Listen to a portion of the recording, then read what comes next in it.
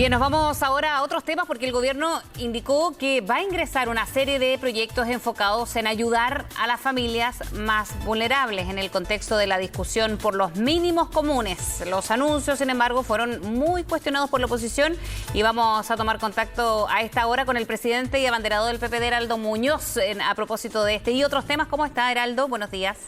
Hola. ¿Qué tal, Felicia? Bueno, muy buenos días. Han dicho que este anuncio que hacían ayer los ministros Osa y Cerda era para postergar la propuesta que había hecho la oposición y fue muy cuestionado, sobre todo por la presidenta del Senado. ¿Usted cree lo mismo, que esto para dilatar la aprobación a esta iniciativa, Heraldo? Bueno, yo creo que este punto de prensa que hicieron los ministros francamente fue lamentable, porque uno habría esperado una respuesta de detalles, con números, a la respuesta muy seria, muy detallada, de muchas páginas, de mucho detalle que presentó la oposición desde el Senado. Entonces, a mí me parece que esto es un retroceso porque de nuevo son las generalidades, sin hablar de montos específicos, sin hablar de duración de la renta universal de emergencia, sin referirse exactamente a qué mecanismos se recurrirá para apoyar a las pymes. Se habla de un fondo, pero no se da ningún detalle sobre la materia y no se aborda específicamente los apoyos necesarios o las medidas sanitarias. ¿Y por qué cree entonces que se hace este punto de prensa, Heraldo? Por lo que le preguntaba, ¿para dilatar alguna respuesta negativa a la iniciativa de la oposición? Bueno, quizás para dilatar una respuesta negativa o bien para no asumir costos a puertas de las elecciones que tenemos este fin de semana. Entonces, pero eso es dilatar simplemente una situación francamente que no aguanta más, porque la gente necesita una respuesta para poder sobrevivir y la renta universal de emergencia, como ha sido propuesta por la oposición en el Senado, es una propuesta seria, es una propuesta que tiene un monto elevado, pero puede ser financiado. El financiamiento incluso se explicita, le compete al gobierno responder de dónde se saca ese financiamiento, pero el propio gobierno ha dicho que bueno, que puede haber mayor endeudamiento, que los ingresos extraordinarios del cobre, que eventualmente parte de la utilización de los fondos soberanos, etcétera. Entonces, la propuesta del gobierno ha sido seria, ha sido detallada, y se esperaba lo mismo de parte del gobierno, y lo que ha habido es un punto de prensa de carácter general que quizás apunta simplemente a postergar lo inevitable, que es que haya un acuerdo en definitivo que beneficie a la gente. Si de eso se trata todo este diálogo. Y cuando usted señala, Heraldo, que es que es un retroceso, está en la misma línea de la presidenta del Senado, Yasna Proboste, que se vio hace unos 10 días, precisamente cuando comenzaron las conversaciones de los mínimos comunes, se veía como esta voz conciliadora o acercándose al Ejecutivo para ir en ayuda de muchos chilenos. Pero, ¿qué pasa ahora con este tono que tomó ayer la presidenta del Senado? Usted comparte cuando dice que se está hablando no solamente de las pocas cifras, sino que ella decía además que era un anuncio que hacía el gobierno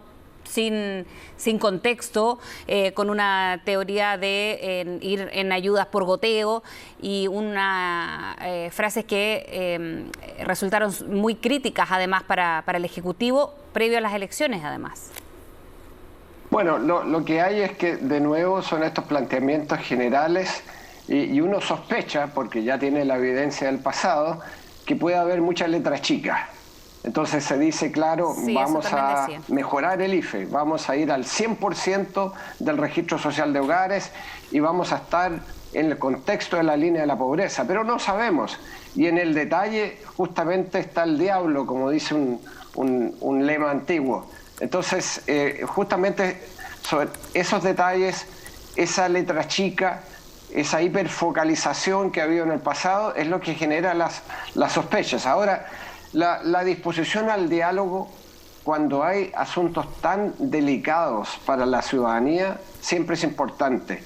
Ahora, el diálogo, sin embargo, yo creo que ahora se va a dar en el Congreso. Ya no se va a dar en el Salón Rojo o en el Salón Azul de la Moneda. Yo creo que esa etapa terminó y el gobierno lo ha terminado al dar este planteamiento general y decir que espera que no se avance en ningún proyecto de ley que incida en estas materias. Entonces el gobierno de alguna manera está diciendo que se traspasa el diálogo al Congreso. Pero siempre es útil el proceso prelegislativo, el avanzar el máximo posible para que en el Congreso entonces las cosas fluyan bien. Y habría sido mucho mejor que el gobierno hubiera dicho, mire, ¿sabe? La oposición ha propuesto esto, nosotros en detalle vamos a proponer esto, con números. O sea, números son fundamentales en estos momentos porque la gente espera saber qué ingreso va a tener en los próximos meses hasta que dure la pandemia. La propuesta de la oposición es hasta septiembre, prorrogable si es que, bueno, el contagio continúa.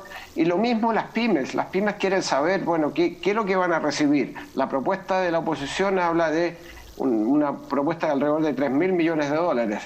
Lo que el gobierno está insinuando es que es mucho menos que eso. Entonces, claro, por eso, ¿qué costos cree usted que el gobierno no quiere asumir de las elecciones y por eso posterga la discusión?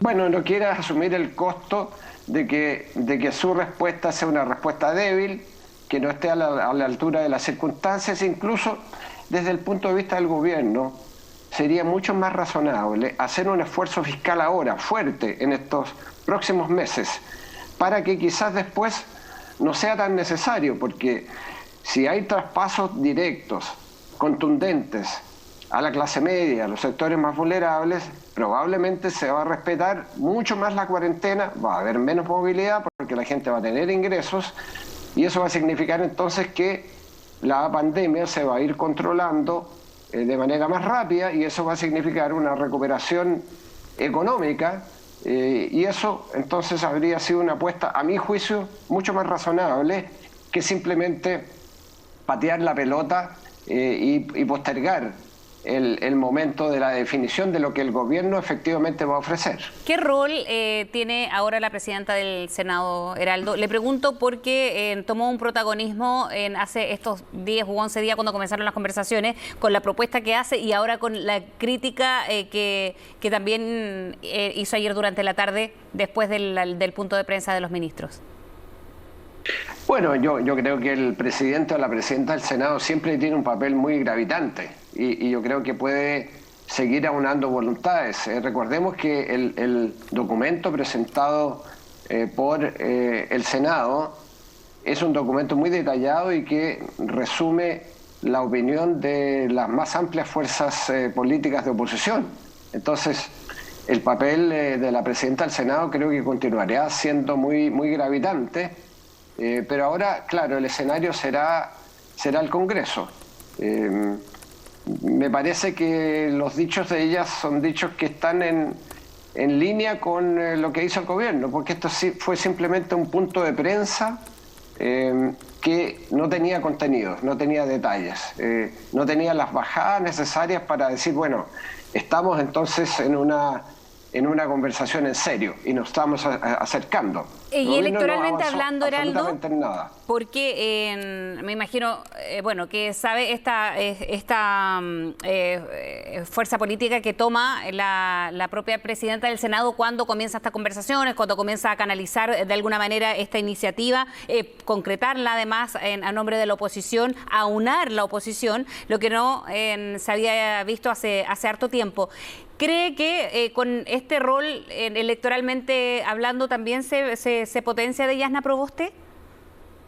Bueno, ella es presidenta del Senado. Yo creo que lo que hace es fortalecerse en su papel de presidenta del Senado. Sí, pero también en la política hay hartas señales. Sí, no tiene ninguna otra opción. Pero me imagino que comenzó a haber esto que se dio sobre todo en la democracia cristiana y al interior con las figuras presidenciales, ¿no? Que si bien ya hay una candidata, toma fuerza, ¿no? Sobre todo ahora que estamos hablando de tantas candidaturas y usted bien lo sabe desde el PPD.